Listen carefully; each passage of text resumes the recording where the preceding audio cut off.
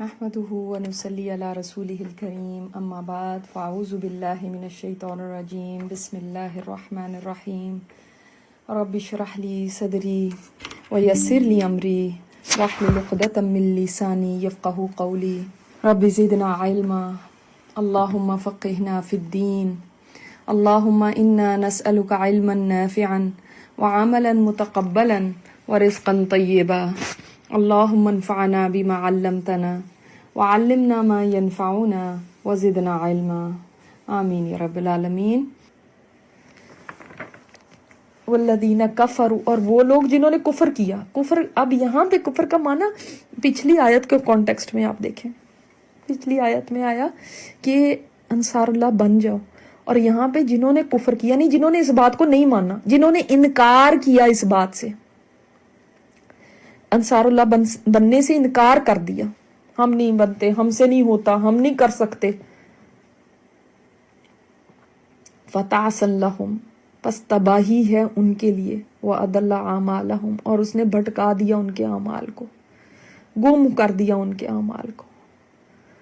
ایک خاص طور پہ تو منافقین کے لیے ایسی بات ہے کہ وہ لوگ تھے جو کہتے تھے کہ وہ تو الٹا اس نور کو بجھانے کی کوششوں میں لگے ہوئے تھے اور آپ صلی اللہ علیہ وسلم کی مخالفت میں لگے ہوئے تھے.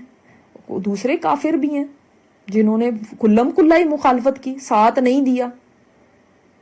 لیکن جو لوگ اس حکم کا انکار بھی کرتے ہیں، الٹا باطل میں اپنا حصہ ڈالتے ہیں، وہ تاسن، میں نے اس کا لفظی مطلب بتایا، وہ ایسی ٹھوکر جو کھانا کہ جو اٹھ ہی نہ سکنا، وہ ان کا یہ حال ہو جاتا ہے.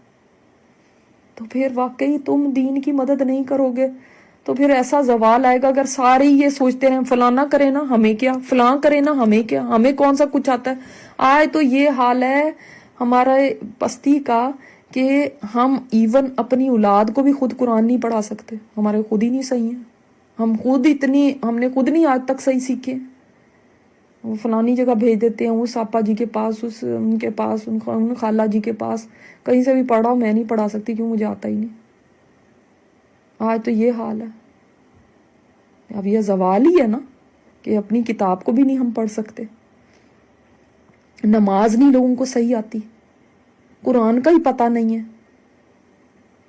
تو اپنی اپنی جگہ سب مدد کریں. کوئی کسی کو پکڑ لے، آپ نے دو آیتیں پڑھی ہوئی ہیں، ان کو ہی آپ آگے پہنچا دیں، ان کو ہی آپ سمجھا دیں، کسی کو کلمے کو سمجھا دیں، قل ہو اللہ یاد کرا دیں، کسی کو سیرت پڑھی ہے اس کا کوئی واقع بتا دیں. کچھ تو کرو.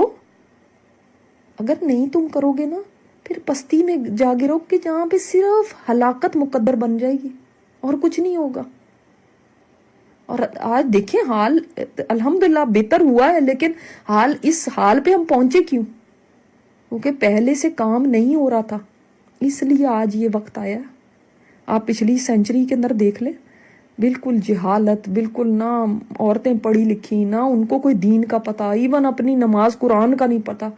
کتنے لوگوں کے جن کی نانیاں پڑدادیاں پڑنانیاں پڑھی لکھی اور قرآن کو صحیح سمجھنے والی تھی، کتنے لوگ ہوں گے؟ کتنوں کی مائیں صحیح سمجھنے والی. یہ تو اب تھوڑی بہت اویئرنیس ہو رہی ہے، الحمدللہ لوگ جاگ رہے ہیں. ابھی بھی بہت ضرورت ہے کام کی، بہت ضرورت ہے. لیکن پچھلے عرصے میں کام نہیں ہوا تو آج تک دیکھو ہمارا حال کیا چل رہا ہے. اسی لیے گھر گھر آدمی وہ ہیں کہ جو اپنی بیویوں کو بھی منع کرتے ہیں کہ قرآن پڑھنے کی ضرورت نہیں، کیا کرنا ہے تم نے پڑھ کے. وہ کہتے جاب کر لو، قرآن کی کیا ضرورت ہے، اسے کیا ملے گا، کتنے پیسے ملیں گے اس سے، جاب کرو گی کچھ لاؤ گی تو صحیح گھر میں. آج یہ سوچ ہو گئی. یہاں تک ہم پہنچے کیسے، کبھی آپ نے سوچا؟ اس لیے کہ پچھلی جنریشن سے کام نہیں کیا، کچھ کام نہیں کیا. اس لیے آج تک یہ موقع آ گیا کہ گھر میں آدمی ہیں اور وہ کہتے ہیں کہ عورتوں کو کہ تم حجاب نہ لو، وہ کہتے ہیں کہ اس پردے کی کوئی ضرورت نہیں. اس لیے آج ہماری مسجدیں خالی ہیں، مرد نہیں ہیں وہاں پہ. خوبصورت مسجدیں بنی ہوئی ہیں، نمازی نہیں. تو اس کا کوئی وجہ ہے نا، کبھی ڈھونڈنی چاہیے اس کی وجہ. کیا ہے وجہ؟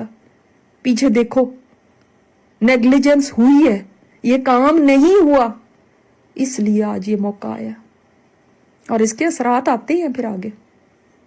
واقعی پھر ہلاکت ہے. پھر آج ایسے ہی ہم جو کہہ رہے ہیں کہ ہمارے بچے جو ہیں وہ جا کے دوسروں سے متاثر ہو رہے ہیں, وہ اللہ تعالیٰ معاف فرمائے, رحم فرمائے, اپنے ہی دین کے اوپر تان کر رہے ہیں, اپنے ہی دین میں کیڑے نکال رہے ہیں, اپنے ہی دین کے اوپر برائیاں کر رہے ہیں. تو وہ ایسے ہی نہیں ہوا, قصور ہوئے ہیں تو یہ آج دن آیا ہے. اور انشاءاللہ اگر آج سے ہم کوششیں کریں گے نا تو آپ دیکھیں گے اگلی نسلوں کے اندر ان کوششوں کا پھل آئے گا. لیکن ہمیں محنت کرنی ہوگی. جنریشنز بدلتی ہیں, ہر 25 سال بعد اگلی جنریشن ہے. آپ دیکھیں گے یہ مائیں محنت کریں گی تو اگلی جنریشنز میں اثر آئے گا, کچھ نہ کچھ اٹھے گی یہ امت.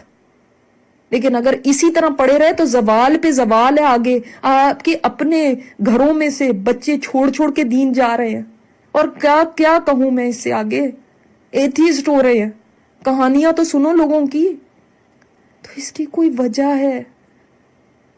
کیوں نہیں اٹھتے, کیوں نہیں سوچتے کہ یہ ناٹ اونلی ایک گھر کی کہانی نہیں ہے, یہ ایک لارج سکیل کی کہانی ہے. جب معاشروں کے اندر ایسے ہونے لگے, بیگمات اپنے آپ کو سنوار رہی ہیں, اپنے بیٹھی ہوئی ہیں سارا دن, اور ڈش اینٹینے اور وہ کیا ڈش تو اب پتہ نہیں ہے نہیں, دوسری جو بھی کیبل یہ چیزیں چل رہی ہیں ان پہ سارا دن وہ انڈین ڈرامے چل رہے ہیں, اور وہ دیکھ دیکھ کے سارا دن فلمیں چل رہی ہیں, اور انٹرنیٹ ہے, اور فیس بک ہے, اور فلاں. بس یہ ایکٹیویٹیز اگر ہماری رہ گئی ہیں, اور شاپنگ ہے, اور اس کے بعد پھر گھر آنا, پھر نوکروں نے کھانا لگایا ہوا, پھر وہ کھا کے پھر اور سو جانا, پھر اٹھ جانا. یہ کیا زندگی ہے؟ تبھی تو یہ زوال آئے ہیں آج. اپنے آپ کو قصوروار کہو کہ ہم سے قصور ہوا ہے, ہماری پچھلی نسلوں سے قصور ہوا ہے. کہاں پہ عورتوں کو پڑھایا جاتا تھا؟ کچھ کہیں پہ بھی نہیں. جب مائیں جاہل تھی تو آگے وہ کیا دیتی اولادوں کو؟ جب ماؤں کو سمجھ نہیں تھی تو وہ آگے کیا پڑھاتی؟ تو پھر آگے آج بیٹے بھی اور بیٹیاں بھی ویسے ہیں. اب الحمدللہ اگر اٹھ رہے ہیں اور عورتوں کے اندر شعور آ رہا ہے, تو دیکھیں ایک شہد کی مکھی بھی جو ہوتی ہے نا, فیمیل ہوتی ہے, جو کہ وہ چھتے میں لا کے شہد جمع کرتی ہے اور بناتی ہے. آج کی عورت اگر دین کے سمجھ لے گی تو وہی وہ کام کر سکتی ہے جو شاید مردوں میں نے بھی نہیں کیا. تو عورتیں ہی سمجھ کر لیں. آج اٹھنے کی ضرورت ہے اس امت کو, اور اللہ کی مدد کی ضرورت ہے. اللہ کی مدد کرو گے, وہ تم اپنی مدد کر رہے ہو, اپنے دین کو خود بچا رہے ہو. اللہ تعالیٰ اسی لیے فرماتے ہیں تمہارے قدم جم جائیں گے, کیونکہ تم اپنے آپ کو بچا لو گے, اپنی نسلوں کو بچا لو گے. جب ایمان کو بچا لینا تو اپنے آپ کو بچا لینا ہے, اور ایمان ہی نہ بچا تو کیا رہ جائے گا. تو آج تو ایمان کے لالے پڑ گئے ہیں, پھر بھی نہیں ہوش کرو گے, پھر بھی نہیں سمجھو گے کہ کتنی ضرورت ہے. اور اپنے گھر کو بچا لینا کافی نہیں ہے. ہم سوچ رہے ہیں میرے گھر میں تو سب ٹھیک ہے نا, میں ٹھیک ہوں, میرے بچے ٹھیک ہیں. نہیں, یہ کافی نہیں ہے. اس لیے کہ آپ اور کے بچے, یہ جو آگ پھیلی ہوئی ہے وہ آگے پھیل رہی ہے, وہ آگے جا رہی ہے. اگر اس آگ کو آج آپ نے یہیں نہیں روکا تو نقصان ہوگا. یہ گھروں تک پہنچ جائے گی, یہ آپ کے گھر تک پہنچ سکتی ہے. اللہ سب کو محفوظ رکھے. لیکن جو آج حالات ہیں وہ کوئی زیادہ اتنے پازیٹیو نہیں ہیں. ہمیں جتنی محنت ہے اس سے زیادہ کرنے کی ضرورت ہے. ذالک بانہم کرہوا ما انزل اللہ, یہ بات اس وجہ سے ہے کہ انہوں نے کراہت کی, ناپسند کیا اس کو جو اللہ نے نازل کیا. فاحبط اعمالہم, تو اللہ نے ان کے اعمال کو ضائع کر دیا. یہ اس وجہ سے ان کے ساتھ ہوا ہے کہ انہوں نے جو اللہ نے نازل کیا, قرآن کا جو اس کے احکامات ہیں, ان کو انہوں نے ناپسند کیا. اور یہ اس سے کیا نتیجہ نکلتا ہے؟ جب کوئی قرآن کے احکامات کو ناپسند کرے, اللہ تعالیٰ یہاں پہ بتا رہا ہے نا کہ کیوں ان کے اعمال ضائع کر دیے. چاہے اعمال اچھے ہوں, چاہے نیک بڑے, جن کو ہم کہتے ہیں بڑے نیک اعمال ہیں, بڑی اچھی بات ہے, بڑا چیریٹی ورک ہے, بڑا ایسے, وہ قبول کیوں نہیں ہوتا؟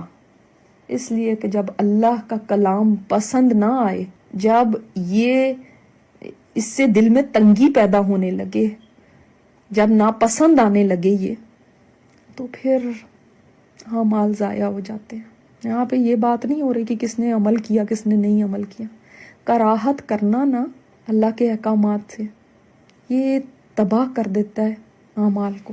تو بعض آپ کو پتا ہے کہ کام ایسے ہوتے ہیں کہ جو نیکیوں کو, ایون چاہے نماز ہو, چاہے روزہ ہو, چاہے وہ, ان کو بھی اتنے وہ خطرناک ہوتے نا, وہ ان کو بھی ضائع کر دیتے ہیں. جیسے زہر کا ایک قطرہ پوری آپ دیگ میں ڈال دیں وہ ساری کی ساری خراب ہو جائے گی. اسی طرح کچھ اعمال اتنے زہریلے ہوتے ہیں اور یہ عمل بھی اتنا ہی زہریلا ہے کہ کوئی ایسا ریئیکٹ کرے اللہ کے حکم کے آگے. اللہ تعالیٰ کوئی حکم دے رہا ہے, اللہ تعالیٰ کوئی بات کر رہا ہے اور وہ کہہ رہا ہے مجھے پسند ہی نہیں آ رہی, ایسا کیا ہو گیا, یہ کیوں ایسے کیا, یہ کیوں منع کیا گیا, اب یہ بھی منع کر دیا ہمیں. دل میں تنگی آئے, میرا تو دل ہی نہیں مانتا, مجھے تو یہ نہیں پسند آیا, یہ بات نہیں مجھے پسند آئی. یہ بات کہنا یا یہ ایسا کرنا انسان کے اعمال کو ضائع کر دیتا ہے. آپ دیکھیں آپ کا بچہ, اگر آپ کا بچہ ہے چھوٹا سا بچہ, آپ کی کسی بات کو کہے, آپ بڑی وزڈم کی بات کریں اور وہ کہے کہ آپ کی بات تو مجھے تو نہیں پسند آئی, آپ کی بات تو بالکل غلط ہے, آپ کو کیسا لگے گا؟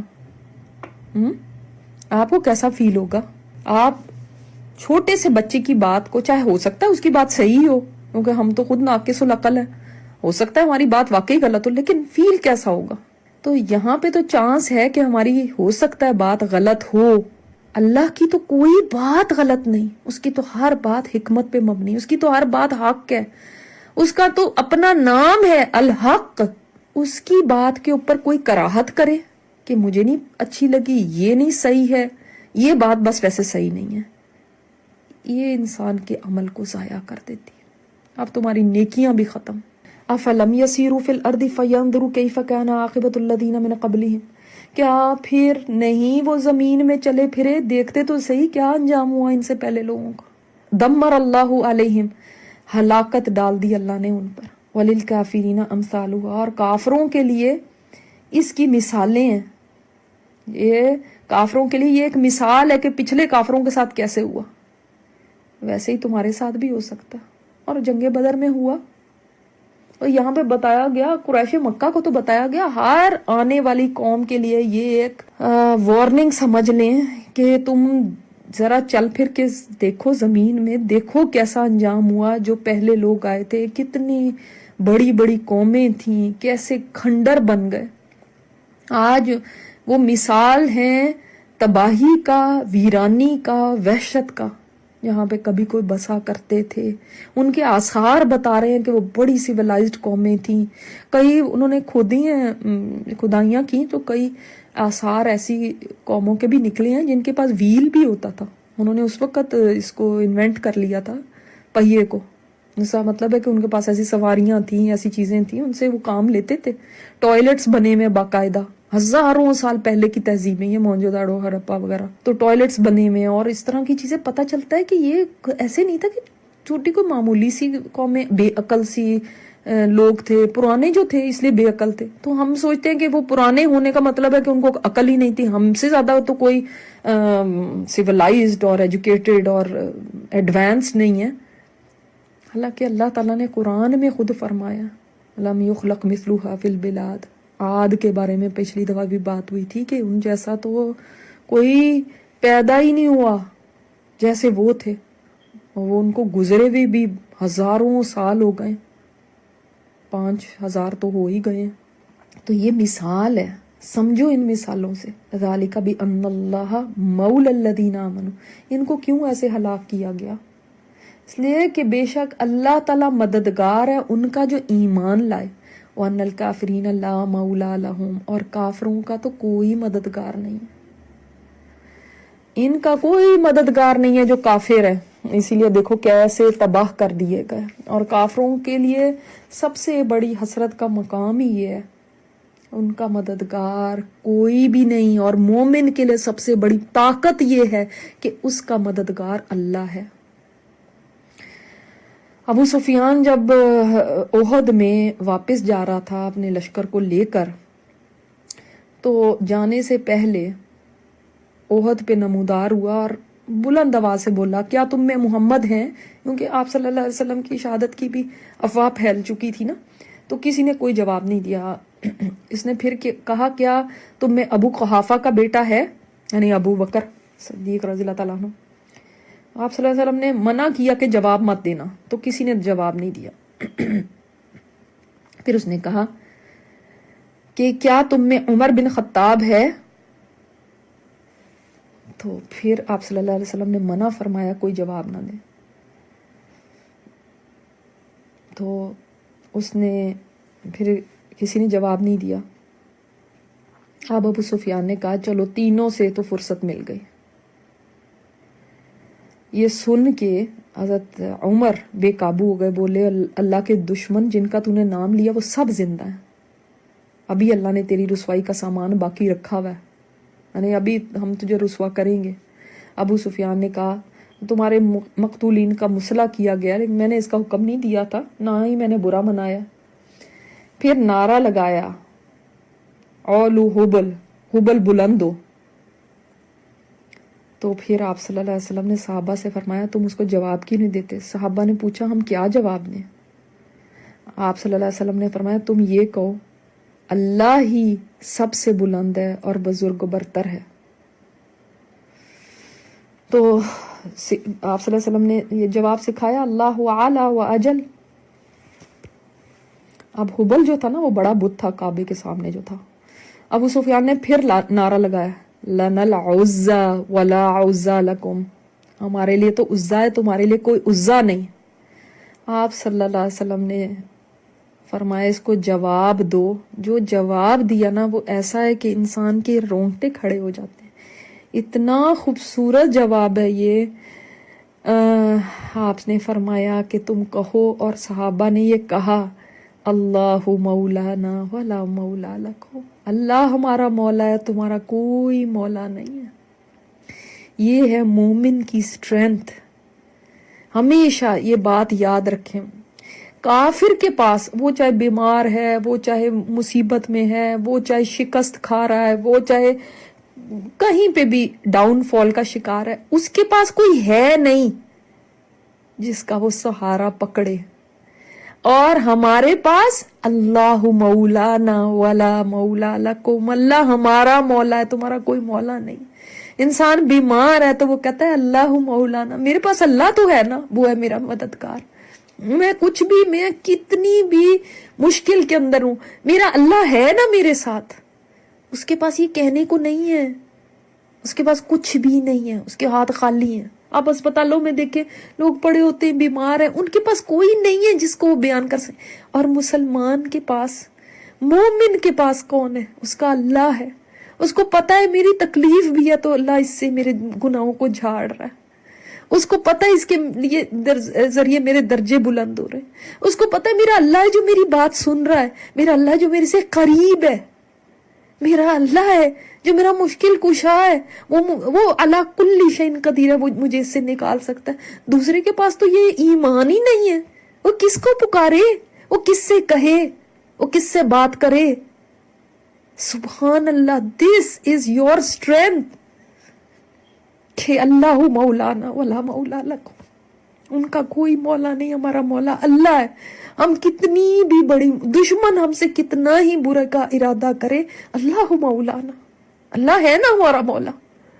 ہمیں اپنی طاقت پہ بھی بھروسہ نہیں، ہمیں کسی اور کے اوپر بھی نہیں بھروسہ. اللہ ہے ہمارا مددگار، ہمیں اس پہ بھروسہ ہے.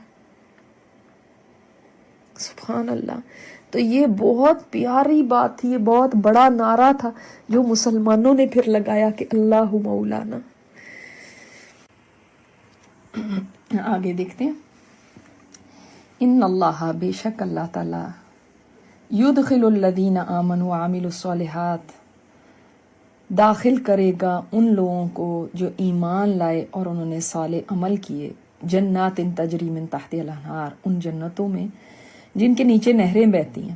والذین کفروا، اور وہ لوگ جنہوں نے کفر کیا، یتمتعون، وہ مزے لوٹ رہے ہیں، فائدے اٹھا رہے ہیں، یعنی دنیا کی زندگی کے تھوڑا سا فائدہ جو ہے وہ اس کا مزہ لے رہے ہیں. وَيَأْكُلُونَ كَمَا تَأْكُلُ الْأَنْعَامُ، اور وہ کھا رہے ہیں جیسے کہ کھاتے ہیں جانور، مویشی. وَالنَّارُ مَثْوًى لَهُمْ، اور آگ ٹھکانہ ہے ان کا.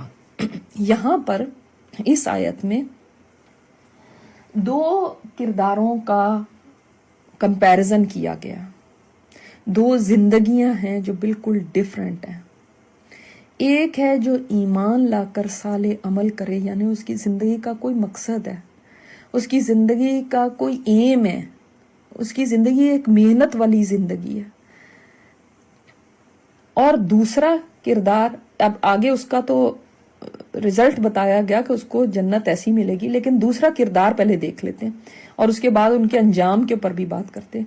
تو دوسری زندگی کیسی ہے؟ والذین کفروا، اور کافر جو ہے اس کی زندگی کیسی ہے؟ یتمتعون، وہ اس کی زندگی کا مقصد نہیں ہے، اس کی بس یہیں کے فائدے اٹھا رہا ہے دنیا کی زندگی میں، اور آسائشیں جمع کرنا اور لگژریز کا جمع کرنا اور یہاں کے فائدے، یعنی متاع یہاں کا کیا ہے جو چھوٹا سا فائدہ دنیا کا ہے، وہ اسی میں مگن ہے. اور وہ کھاتا ہے جیسے کہ کھاتا ہے انعام، مویشی. یعنی مویشی کیسے کھاتے ہیں؟ ایک تو وہ سارا دن مویشی آپ نے دیکھا نا، عام کون سے ہوتے ہیں؟ یہ گائے، بکری، بھیڑ اور اونٹ وغیرہ. آپ نے دیکھا کہ یہ سارا دن جگالی کرتے رہتے ہیں. گائے وغیرہ کو آپ دیکھیں سارا دن جگالی کرتی رہتی. اونٹ کو آپ دیکھیں اتنا پانی پی لیتا ہے کہ اس کا معدے میں پانی ہی بھرا ہوتا ہے، بہت زیادہ سٹور ہوتا ہے نا، بعد میں پھر اس وجہ سے وہ کتنے دن چل لیتا ہے ڈیزرٹ میں. خیر ان کی یہ برائی نہیں ہے، اس لیے کہ وہ تو ایک ان کا پرپز ہی یہ ہے، وہ کھائے گی تو دودھ دے گی، وہ پیے گا تو پھر ڈیزرٹ میں چل سکے گا. ان کو تو چلو ایک ان کے لیے یہ مذموم نہیں ہے. لیکن اگر انسان بھی انعام کے لیول پہ ہی چلنے لگے اور اسی کے لیول کے اوپر زندگی گزارنے لگے تو اس میں اور ایک حیوان میں کیا فرق رہ گیا؟ ایک چوپائے میں کیا فرق رہ گیا؟ چوپایا بھی چرتا رہتا ہے، آپ نے دیکھا ہوگا وہ بکریاں سارا دن وہ چرتی جاتی ہیں، پورا دن ان کو لگ جاتا ہے. گائے تو وہ یا تو کھا رہی ہے یا پھر وہ جگالی کرتی جا رہی ہے، آپ نے دیکھا سارا دن جگالی کرتی رہتی ہے. تو کیا انسان بھی اسی لیول پہ جانا چاہتا ہے جس پہ انعام ہے؟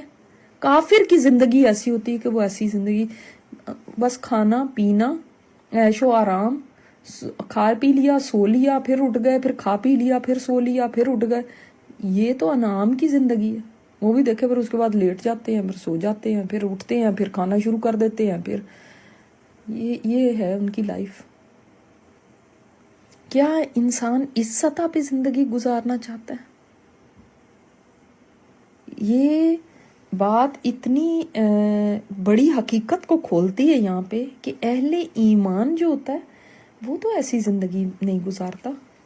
اس کی زندگی میں تو بھاگ دوڑ ہے، کوشش ہے. ظاہر ہے عمل جو ہے وہ ایسے ہی تو نہیں ہو جاتا، بھاگ دوڑ ہے، کوشش ہے.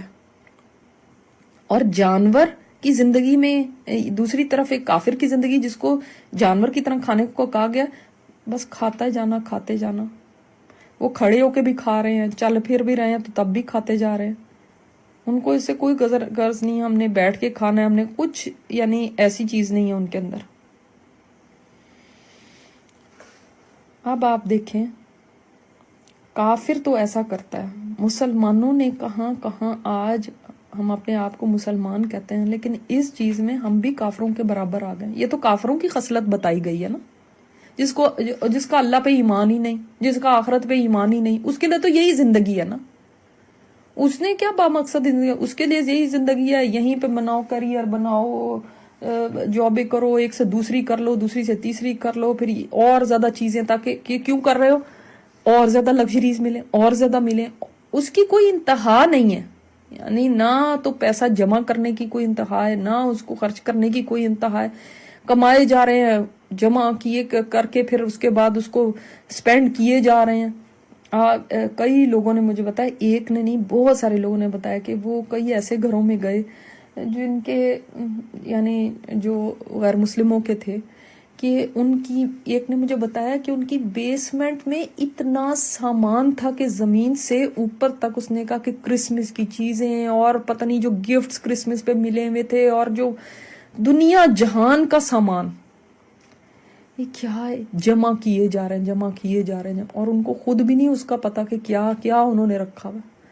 آج ہمارے بھی یہی حال ہو گئے. اسی طرح وہ کھاتے ہیں تو کھڑے بھی کھا رہے ہیں، بیٹھے بھی کھا رہے ہیں، چلتے بھی کھا رہے ہیں، پھرتے بھی کھا رہے ہیں. 7 آنتوں میں کھاتا نا کافر، وہ بھی حدیث ہے.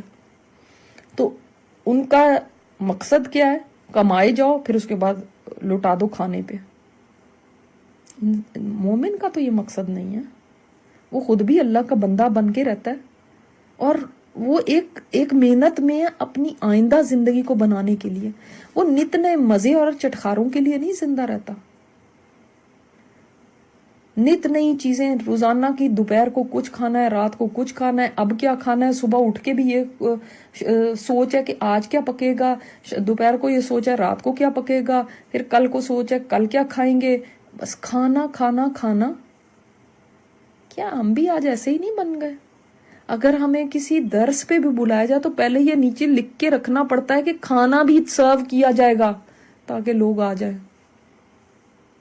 لوگ کہیں جاتے ہیں تو یہ دیکھ کے جاتے ہیں کہ بھئی یہاں پہ ملے گا کیا، کھانا کھلائیں گے کہ نہیں. جہاں پہ کچھ کھانا نہیں ہے، کچھ پینا نہیں ہے، وہاں پہ کیا جانا.